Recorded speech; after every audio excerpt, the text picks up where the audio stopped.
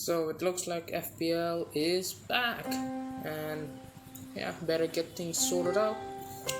Today I'm gonna look at my team from my first draft and to my latest draft, and just gonna compare how things have changed, and gonna talk about what are my plans even going beyond game week 1. Let's get into it. So here's my first draft that I ever did after the Euros ended, and I did this time because the FPL General on Twitter. If you've been playing FPL for a long time, you'll know him. He's a real expert, one of the greatest FPL managers in the freaking world. Like, his record speaks for itself. In his podcast, he said, when you make your first draft, take a snapshot of it, and then at the end of it, compare it to your final draft and see what things have changed, and think about what you thought about the player that you brought in the first time, and why did you take him out. Think of the reasons and just compare them, and what the things have changed, or what things are you forgetting or missing out on. So here's my first draft. I put Sanchez and Foster in goal. Sanchez because of his fixtures, and Foster because he might get some minutes, because in the championship he was, through halfway of the season, he was their first choice goalkeeper, but then he got injured, and then Backman came in and he became the first choice goalkeeper for Watford because he did so well. So right now, currently, Backman is the first choice goalkeeper, but I think Foster might get some time. He played more minutes than Backman in the preseason. He might rotate around. So yeah, I'm hoping for it. Let's move on to the defense. I went for Rudiger because of the first fixture. I was planning to change him to a Luke Shaw or a Man City defender after the first game week. In Crystal Palace, I thought it was a guaranteed clean sheet, so I gotta have at least one Chelsea defender to cover that. Then I have Soufal.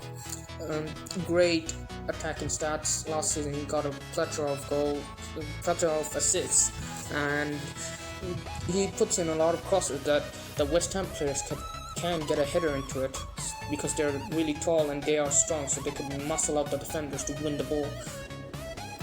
And next up is Trent Alexander-Arnold. Obviously he's gonna be in everyone's team. He should be. He's the most expensive defender, and he justifies his price because we have to see him more as an extra midfielder, because he gets so forward on the pitch. Like, his attacking stats are brilliant. His history is also brilliant. And he is one of the essential picks. I'm not gonna say it's a must-have, but he is essential. Moving on to midfield, I've got Son, mainly because of the fixtures. And he is playing as a striker because Kane isn't playing. So, in some say that's gonna make him a worse option, and some say it's gonna be making him a better option because he plays as striker. The worse option because Kane created a lot of goals for him last season. I think I'm kind of in the middle of it. Like, it could mean both, but what we know from Son as an FPL asset, that if he stays fit, he is a consistent player. He will get you those 7 or 8 points most of the weeks. So he's a real nice player to have, and I think he's underpriced. I think 10 million is a really awkward price point this season, because not many players are priced at that range, and none of them are very good either. Son comes in a really, really good price point to get into the Spurs attack to cover that spot. Next up we have Salah. He's nailed on in everyone's team. Salah has a great history in the opening matches, and he always scores in the opening games also, so he's a nailed on pick and a nailed on captain choice too. And Liverpool have great fixtures from the start this season, and he's always at the golden boot race, and even if Liverpool have a bad season like last year, drops their standards, he won't let that happen to himself. He's a proven goal scorer. Even if the team doesn't perform well, he will still get the chances to score the goals and get into that top goal scorer race because he's really hungry for goals, and he's a selfish player, and we like that in FPL. We like to see that. Yeah, that's it. And next on, Grealish. I remember picking him because of Aston Villa's fixtures. By that point, I don't think Wendy signed for Aston Villa, but I could be wrong. But I think I just picked him because he was nailed. He creates a lot of chances for Villa.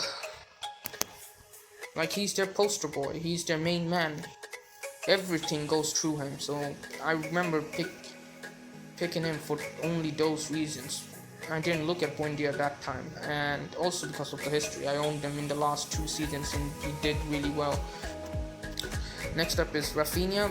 I think he's a bargain this season. He's underpriced, mainly because he was injured throughout some parts of the last season, but he's great. He's in some set pieces, but he's an attacking player, plays in the, I think, left.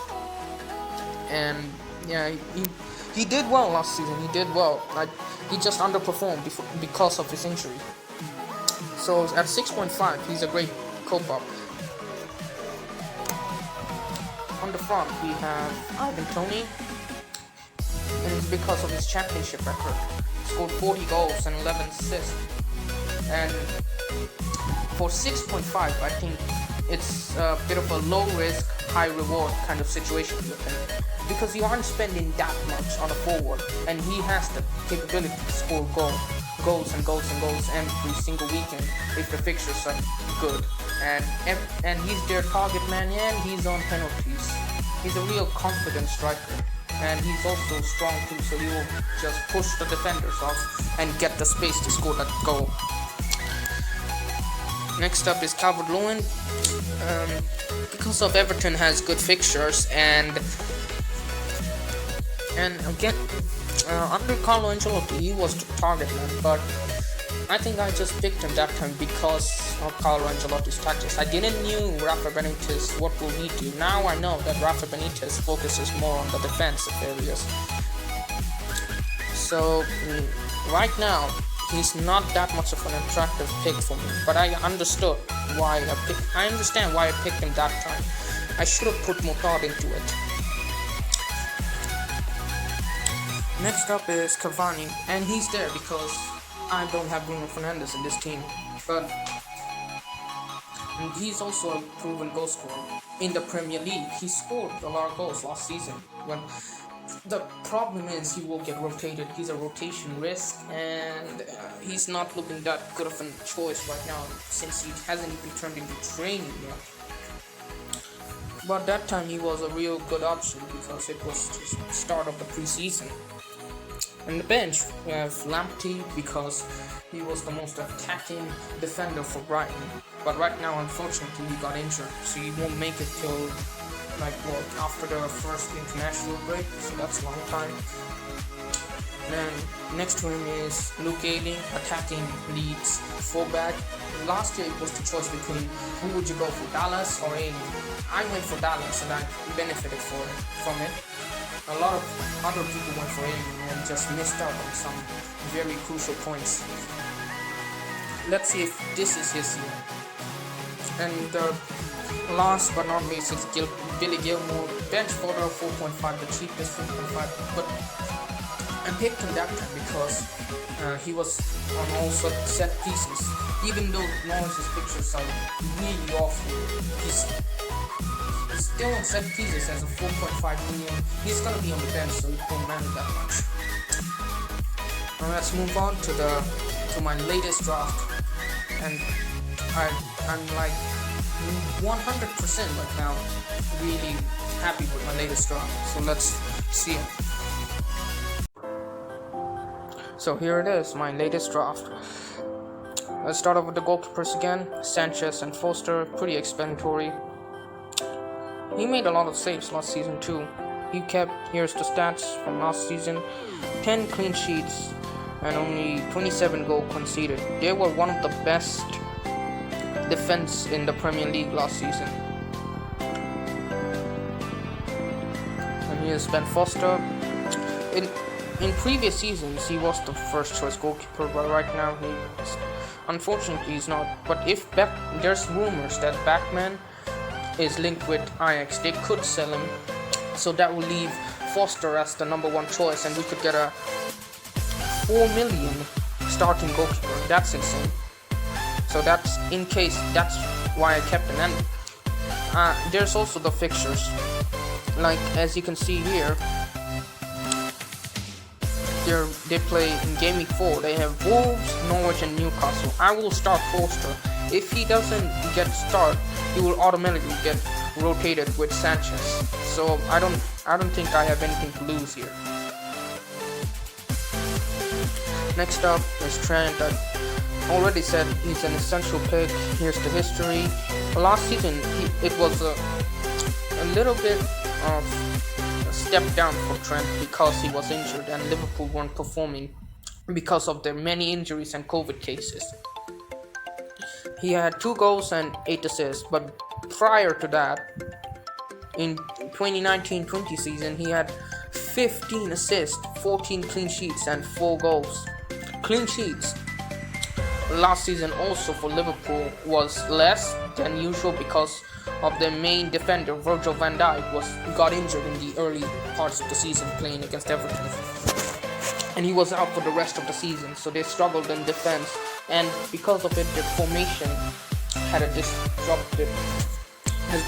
some disruption because Fabinho moved to defense into the centre back position, meaning that no one was capable enough to get those true balls from defense to attack. So that really disrupted them. But I think Liverpool will do better this season because of their players coming back. So Virgil van Dijk is fit. I don't know if he'll start the first game, but he should start the second game. Next up, I got Luke Shaw. Now, last season it was incredible for him. 10 clean sheets, 5 assists, 1 goal. I think he was injured a little bit in the first couple of game weeks, but he has really improved and really upped his game. And we even saw it on the Euros how good he was. I think he's gonna have a terrific season this time, even better than the last one.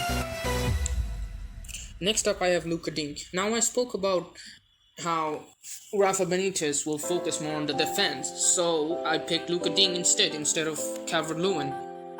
He's on all set pieces, and since Rafa Benitez focuses on defense, he will keep clean sheets. Preseason, I don't tend to look at it on that much of a priority. I think against Southampton they could keep a clean sheet. We go in game week 4, Burnley, I think so. Norwich, yeah, and I think even Brighton, because Brighton didn't sign a new striker, so they could also keep a clean sheet. And the fans are back. We have seen some teams like Liverpool and Everton. They have really struggled without the fans, so the fans will really benefit them, helping keeping clean sheets and generally doing much better than last year.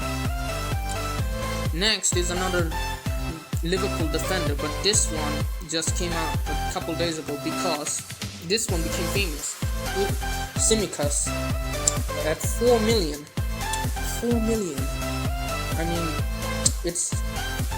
Get him while you can. Use him when you can. Take the opportunity. Robertson is injured, so he's gonna play. So why not pick him?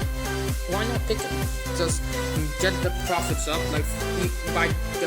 Robertson will come back after the international break. By that time, Tsimikas might be 4.3 million, and then you can sell him and gain a little bit of money to upgrade someone else. So I think he's a gem, actually. He's a gift. So you should have him and even start him. And let's move on to the midfield. In the midfield, I have Salah, obviously. And this time I brought in Bruno Fernandes because Greenwood might play on the right. I had Greenwood in a previous draft, in one of the drafts before this one. And then I thought he might play on the right because Man United got some injuries up front. I even saw Dan James play in the preseason match against Everton at the left. So I thought before that, I thought Marshall on the left, Greenwood as a striker, because he was playing as a striker in the preseason matches, and Ollie said he will play as a striker this season more often. But it looks like it might not be the case. Sancho might not play since the first game because he came in late.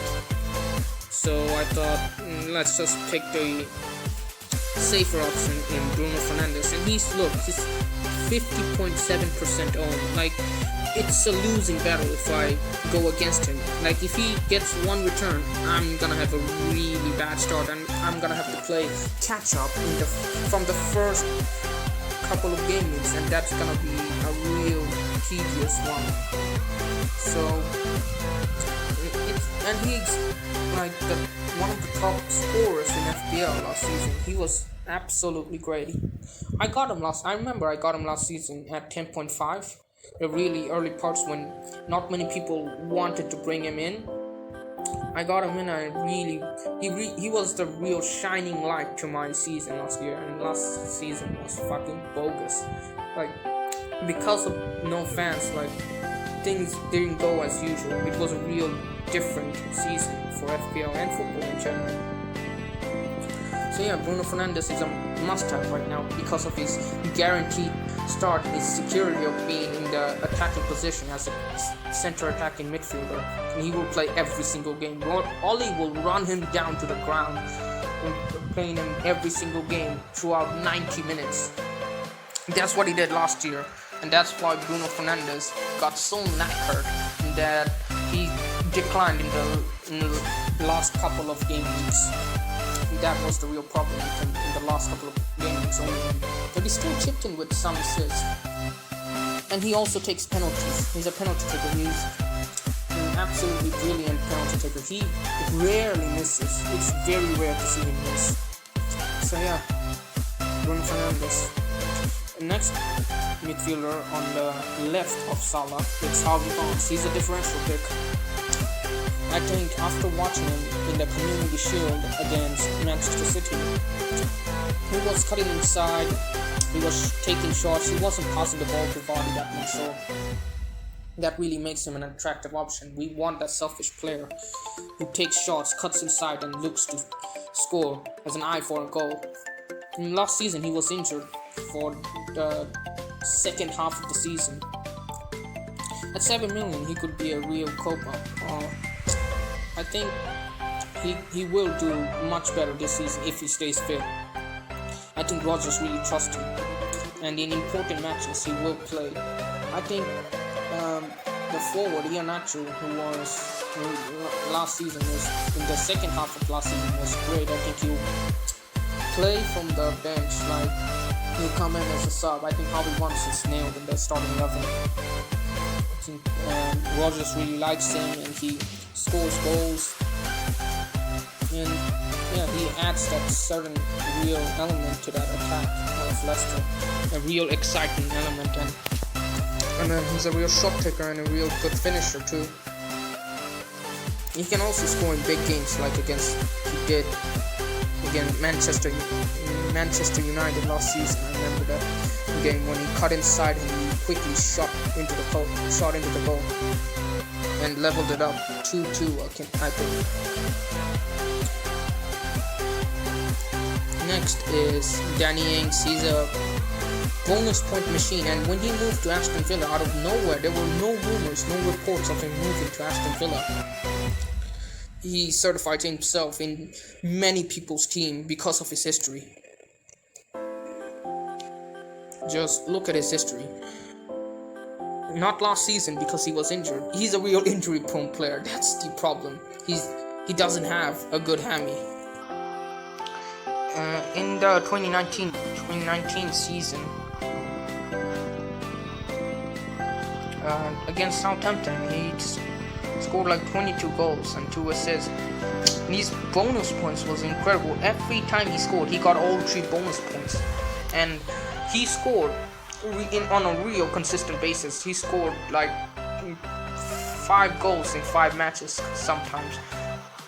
and even 6 goals in 5 matches. Like he was getting double-digit goals, and if he didn't get a double-digit goal, he would at least get 8 points. So that was insane. This is why Danny Ings has been picked. Look at the ownership right now. He's now 36.4%. This is why everyone is picking him now instead of Ollie Watkins, because Ollie Watkins will play as a forward alongside Ings, but he will drift into the left because he naturally drifts into the left because of his Brentford days playing as a left winger. Even when last season when he was as the focal point, most of the times the heat map showed that he was on the territory of Grealish when Grealish was playing as a left wing and he was the striker. Watkins was really drifting him into the left side. So I think Ings will benefit from it because he will actually create chances for Ings. He will be another one, along with Buendia, will create chances for Ings. And Ings is a poacher, so he has an eye for a goal. He knows how to score. When he doesn't need many chances to score a goal. He's a really good finisher.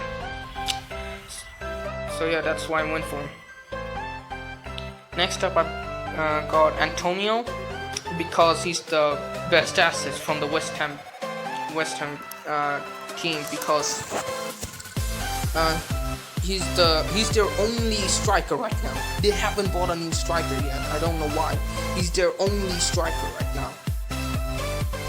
And look at the fixtures. Newcastle, he'll score in that, I think. He has played every single preseason match this season. He did well in last season and the season prior to that. He has good history. I always like to look at the history because that tells us a lot about a player. So he has Newcastle first. Leicester, yeah, maybe he might not score, but after that, Crystal Palace, Southampton, these two, yeah, he's gonna terrify this defense. Crystal Palace got Patrick Vieira in charge, and he's an attacking manager, so he will look to attack more, leaving the defense a little bit more open than usual. So that will be the chances for Antonio to score some goals. Overall, he has good fixtures until game week 4. And the final forward, I have Ivan Toney. Already, I told you about him. Yeah, he has good fixtures. Arsenal, I think in the opening day tonight against Arsenal, I think he might score a goal.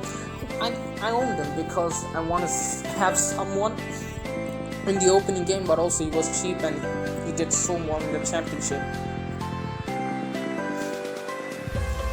And the fixtures are pretty good up until game week 5. So yeah, I'm gonna say he's a low risk, high reward kind of asset. On the bench, Foster I already said, but this time I have Jack Harrison instead of Rafinha because I needed a 0.5 in the bank.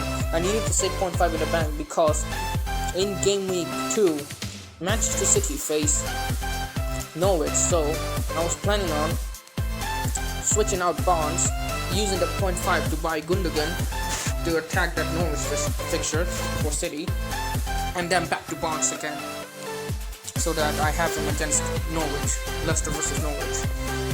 So that's the only reason I got Harrison. But Harrison's and Rafinha's stats are similar. 8 goals, 10 assists. Rafinha also got 8 goals, 10 assists. Yeah, he played less, but the stats are similar. And Harrison goes a lot forward. Like when I saw sometimes when Bamford got the ball and he scored the ball, Harrison was the one who scored the tap-ins most of the times. So he moved bombs forward up the pitch. So, and he plays in the central role. So I like him. He's a good differential. I don't think he's much of a risk.